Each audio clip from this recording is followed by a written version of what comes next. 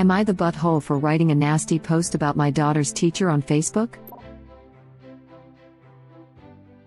So my daughter, female, 11, is undergoing a clinical trial for a disorder she has and must go through chemotherapy. We are currently in a different state at a children's hospital for the trial. We've been here for 1 month now and will likely stay for 3 more. My daughter's school, private school, knew she would be going through this. It was written multiple times. I told the principal and my daughter's teacher that she would do work onto the class meets when she felt well enough, but school is not our main priority right now. So far she's not doing great. She's barely able to get out of bed and is having a really rough time. She hasn't been doing school and I really wasn't thinking about it yesterday when I checked my daughter's grades and it's marking her as unexcused absence every single day. I immediately called the school, and they said there was nothing they could do and I had to talk to her teacher directly. So I called the teacher, and she told me all about how she couldn't cater to every individual child's needs and lockdown has made her life so hard we shouldn't expect special treatment. I said to her that I do expect special treatment when my child is literally going through chemo. I asked that she please change the absences to excused. She said no and then started telling me about all the missing work my daughter has to keep up on.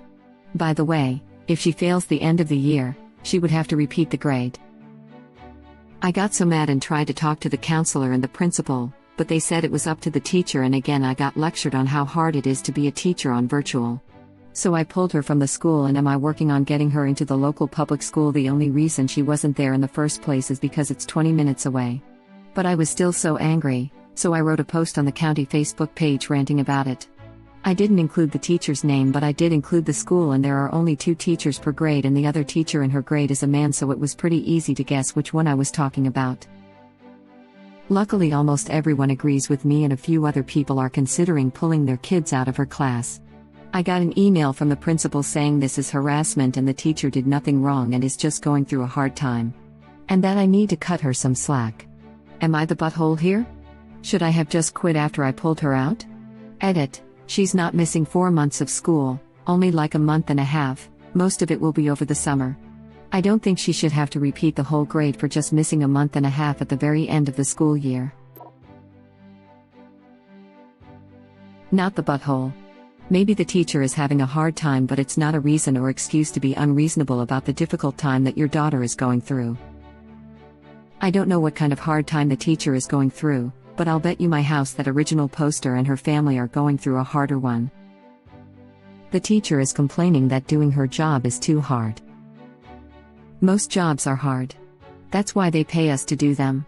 If it's not worth it to her, then she should get the F out of the classroom and make way for someone that will do it right. Well, no, that's a disgusting outlook and attitude towards teachers. Teacher workloads have literally tripled, or more, during the pandemic and online school. They are essential workers. Our society can't function without them. Overworked, underpaid and underappreciated. Yes, we are paid to do our jobs because they are hard. But teachers work exponentially harder than they are paid, that's simply a fact. A teacher struggling with their unrealistic workload can get the F out of the classroom, but where else do they go exactly, do you suggest? They're qualified teachers, that is their profession. That said, it does not excuse this teacher's behavior. Refusing to be empathetic and reasonable towards a family and child going through chemo is more unforgivable than having a horrible attitude towards teachers who complain because most jobs are hard and that's why they pay us to do them. I agree that teachers are undervalued, underpaid, and overworked. That's not an excuse for what this teacher is doing. If a teacher is going out of their way to make the students' lives worse, which is what this teacher is doing, too many unexcused absences can get you in severe disciplinary/legal trouble in most places, and excused absence is equally easy of a button to push as unexcused absence, then they should absolutely not be teaching. If you took a survey of people who've had chemotherapy, and people who've taught remotely, I will say that I would be shocked if a majority found teaching remotely was the worst of the two. I've never been through chemo, but I am a teacher. This year has definitely sucked, but I imagine the child with a life-altering illness is having a worse year. Original poster can ask about homebound services for her daughter. The best thing about this year is how it's made the powers that be understood that learning can take place across distances. Maybe the teacher hasn't heard of the internet, but it's a modern marvel that lets students learn without being physically present. Original poster can ask about homebound services for her daughter. The best thing about this year is how it's made the powers that be understood that learning can take place across distances. Maybe the teacher hasn't heard of the internet, but it's a modern marvel that lets students learn without being physically present. The problem here is that the teacher is teaching virtually, but the child hasn't been healthy strong enough to log into class or do the work. The teacher thinks that teaching virtually is just so hard that it excuses her not taking the child being in hospital getting chemo into account. And apparently the principal agrees with the teacher. Also a teacher and also horrified at original poster's experience.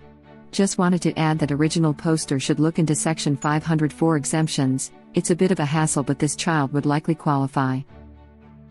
The thing about teaching remotely is that when the school day is over you can close your laptop and walk away for at least a little while. You can't just stop having cancer. Or, in this case, you can't just stop having side effects from the conditioning regimen for your stem cell transplant to treat beta thalassemia. I've done both. Chemo is 1000% worse. It's worse for your family, too. My parents just called me to check that I was okay and that they didn't need to come home. They're taking their first vacation in years right now, and 3 days and they're absolutely ready to run back to me because I feel ill. Oh gee, is COVID and the lockdown making this teacher's life more difficult? You know what else makes life more difficult? Going through chemo. Not the butthole. Usually I don't like it when people play the suffering Olympics about who has it worse. That said, the teacher aside, I would put the principal on blast. I would post. If the teacher is overwhelmed, then that shows the school is failing to support teachers and thus students. If the teacher is overwhelmed, then why did the principal and school counselor provide no assistance or help when the parent reached out? If nothing else, they should have assisted to help the teacher that is overwhelmed out. This speaks more about the school than the teacher. That they abandon not only students but teachers. Is this really where people want to pay to send kids? End of day. Putting the teacher on blast and trying compare/contrast the suffering gets everybody nowhere. However, using the principal's responses and the school's lack of support to show their systemic failure, that is what I would be calling out. That's a great point. I got that from the "it's up to the teacher" really? Last time I checked, the principal was their boss. But by doing that, it shields the school and by extension the principal of any blowback. It throws the teacher under the bus for any decision any parent doesn't like. I am a teacher. I have taught via Zoom. It is extremely hard. It is not frickin' chemo. Total not the butthole. Also, can we please talk about the fact that this teacher, when filling out the grades, saw the name of the child going through chemo, and said, well, this is clearly unexcused absence, and refused to change it back because it's hard working remotely? What is hard about changing a grade? The teacher is lucky the only thing she got for her behavior was a FB post. I would have done an F-king crusade. If anything, it's more of a reason to change it to an excused absence? Like that's less work for her to grade later? Not the butthole. That's ridiculous. She's hospitalized.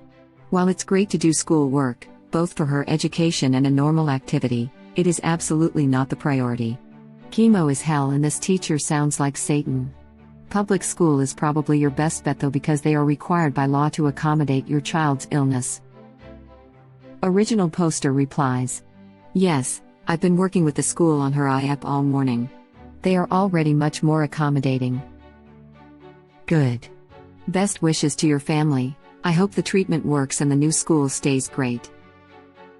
Glad to hear that the public school is doing better. As someone who had an IEP in public school, middle school and high school, I want to advise you to make sure that you are aware of your daughter's rights and what accommodation she is legally entitled to. I don't mean to alarm you, especially after your negative private school experience, but while some public schools are good about accommodations, most try to claim to some extent that federal or state laws don't apply to their institution. If the new school does try to pull this, get things in writing, legally record all conversations, and consult a lawyer if needed. I hope this won't be the case with the new school. And I hope your daughter's treatment goes well. Not the butthole. You did the right thing by pulling your kid and letting other parents know about the situation. The principal is 100% wrong to not intervene and leave the decision ultimately up to the teacher when there is an extenuating circumstance such as your child's. I hope the trial is successful.